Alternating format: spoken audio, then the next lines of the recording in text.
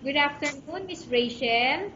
Good afternoon, ma'am. Okay, Miss Rachel, can you tell me about yourself? I'm Rachel Sibual, Filipino from Burgos, Pangasinan. I'm 41 years old. Okay, I have few questions for you to answer, so let's start. Why do you want to work as a maid?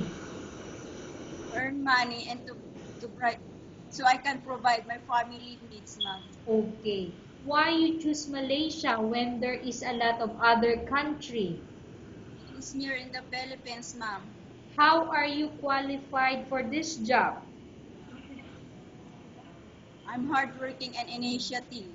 Okay. May I know what is your education level is? College level, ma'am, undergraduate for associate in computer secretarial. Okay. What is your recent experience? Working in factory workers, ma'am. Okay. Have you worked abroad before? No, ma'am. Do you have experience of taking care of baby? Yes, ma'am. And whose baby you are taking care of before? My kids, ma'am. Okay. What about elder? Do you have experience taking care of an elder? Yes, I have, ma'am. So may I know whose elder you are taking care of before? My boss paralyzed from Marikina City, Mr. Aganon. Okay, your boss paralyzed. How old is your boss? 65 years old, ma'am.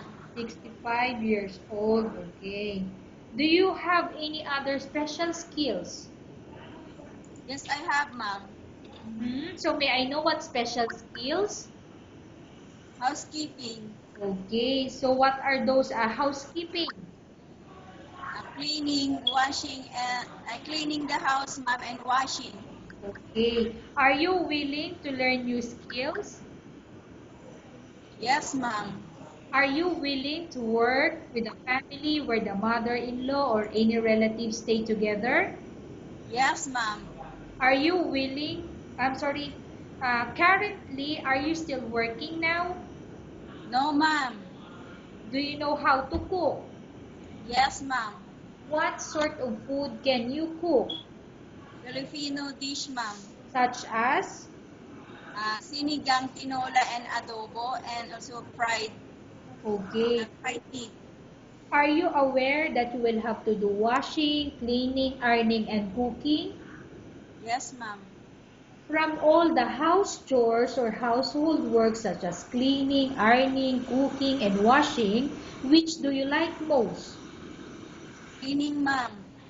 If ever you were selected to work in Malaysia, who will take care of your kids?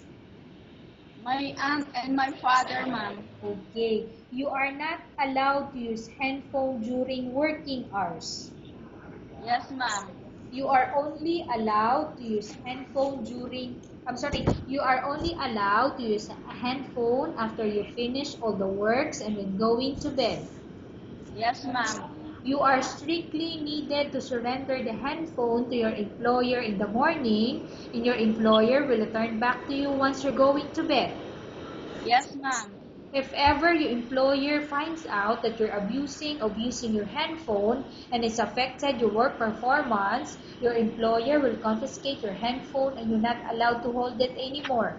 Instead, your employer will allow you to call to your family 3 times in a month. You only allowed to bring normal phone and you're not allowed to bring smartphone. Are you agreed for the terms and condition? Yes, ma'am. Are you agreed to the rules and regulation for the handphone? Yes, ma'am. How many years is the contract as you agreed and understand? 24 months, ma'am, 2 years. Okay. Can you describe for me your ethics or your attitude? I'm hardworking, initiative, and straightforward. Okay. How can you assure to us that you will work hard in Malaysia?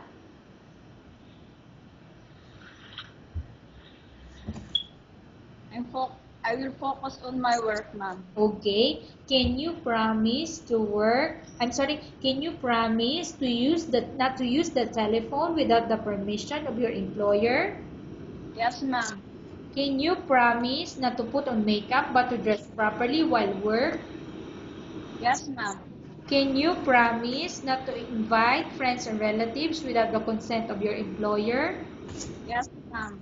Can you promise not to ask for advance salary from your employer under any circumstances? Yes, ma'am. Do you really understand of the rules and regulation of the agency? Yes, ma'am. Do you pay any placement fee for you to come to Malaysia to work as a maid? No, ma'am. Do you have any history of sickness, example breast cancer or any other illness? No, ma'am. Do you suffer from any skin diseases, allergy or physical defect? No, ma'am. Have you suffered from any serious illness? No, ma'am. Have you undergone any operation? No, ma'am. Are you medically fit? Yes, ma'am. Are you in any medication? No, ma'am. Are you allergic with any food? No, ma'am. Are you prepared to work for the employer? Are you prepared to work for the employer of any race? Yes, ma'am. Are you prepared to eat the type of food taken by your employer? Yes, ma'am. Are you afraid of being left alone in the house? No, ma'am. Are you afraid of dogs or other pets? No, ma'am. Can you promise to work according to instruction from your employer? Yes, ma'am. Do you have any immediate family working in Malaysia? No, ma'am. Okay, Miss Rachel, we have finished our question section. Let's go to case study. I have a case study for you and I want you to answer me truthfully. Upon arrival in Malaysia, within 6 months, if ever any of your family members pass away, what will you do?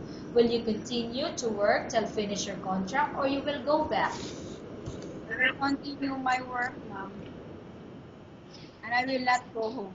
Okay. Tell us about yourself and why do you want to work in Malaysia as domestic helper? I'm Rachel Buan. I'm hardworking, initiative, and straightforward. I want to work in Malaysia to earn money so I can provide my family needs. Okay, Miss Rachel, what do you want to tell to your employer who watching your video? Hi, ma'am, sir. Please choose me. I have an experience as a maid. I am I am hardworking, initiative, and straightforward. Okay, thank you very much, Miss Rachel. We will update to your agency if there's any selection made by the employer.